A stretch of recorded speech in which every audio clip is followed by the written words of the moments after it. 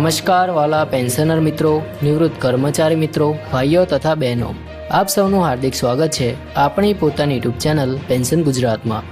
તો મિત્રો, આજનો વિડીયો ખૂબ જ મહત્વનો છે અને ખાસ કરીને દરેક પેન્શનર અને સરકારી કર્મચારી માટે એક અગત્યની અપડેટ લઈને આવ્યો છે।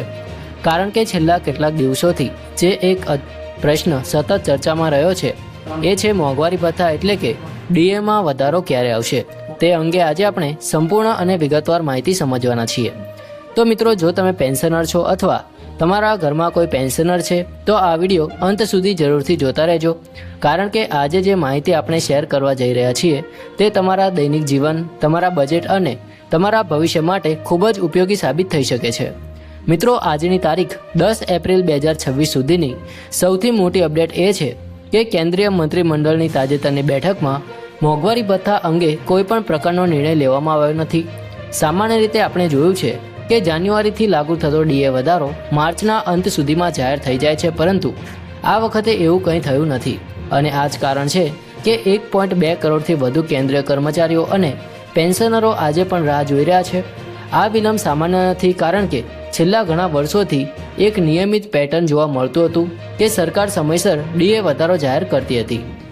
મિત્રો, થોડું પાછું જઈએ તો 2016 પછી જ્યારે 7મું પગાર પંચ લાગુ થયું ત્યારથી દર વર્ષે જાન્યુઆરી અને જુલાઈના ચક્ર મુજબ ડીએમાં સુધારો કરવામાં આવે છે। જાન્યુઆરી ચક્ર માટેનો વધારો સામાન્ય રીતે માર્ચના અંત સુધીમાં જાહેર થાય છે।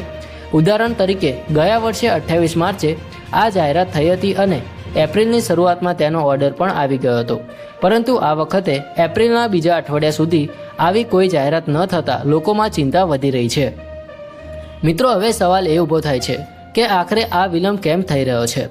મિત્રો, જો આપણે આ પરિસ્થિતિને સમજવાનો પ્રયાસ કરીએ તો જાણવા મળે છે કે આ વિલંબ કોઈ નીતિમાં ફેરફારને કારણે નથી, પરંતુ પ્રક્રિયાગત કારણો અને નાણાકીય ગણતરીઓને કારણે થઈ રહ્યો છે। હાલમાં ડીએનો દર 58% સુધી પહોંચી ગયો છે અને હવે જો તેમાં વધારો થાય તો 60% નજીક પહોંચી શકે છે।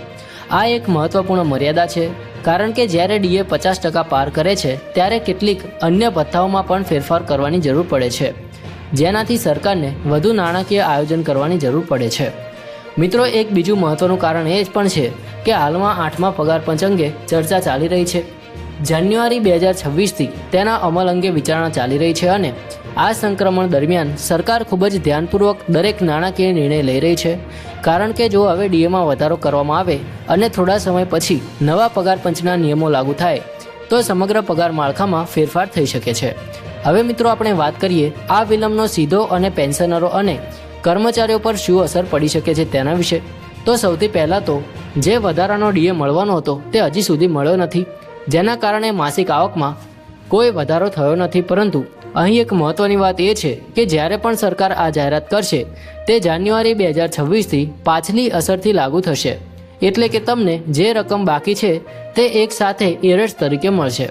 પરંતુ મિત્રો, અહીં એક પ્રેક્ટિકલ બાબત સમજવી જરૂરી છે કે જો આ એરિયર્સ એક સાથે મળે તો તેના પર ટેક્સ લાગવાની શક્યતા પણ વધી જાય છે। ઘણા પેન્શનરો માટે આ એક મોટો પ્રશ્ન બની શકે છે, કારણ કે એક મોટી રકમ મળવાથી ઇન્કમ ટેક્સના સ્લેબમાં ફેરફાર થઈ શકે છે, તેથી આર્થિક આયોજન કરવું ખૂબ જ જરૂરી બની જાય છે।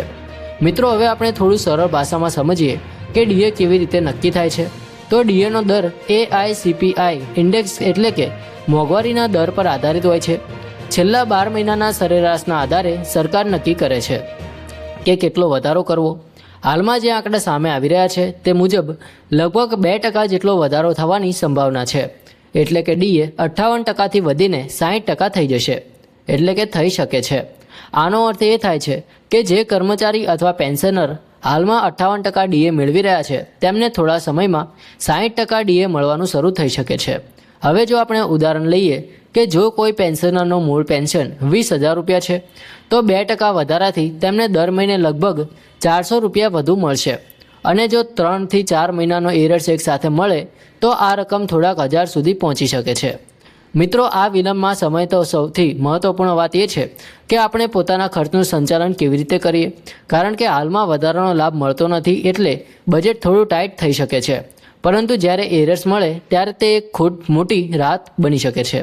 તેથી સમજદારીથી ખર્ચ કરવો અને આગળની યોજના બનાવવી ખૂબ જ જરૂરી છે। મિત્રો, હવે અંતમાં આપણે વાત કરીએ કે આપણે આગળ શું અપેક્ષા રાખી શકાય।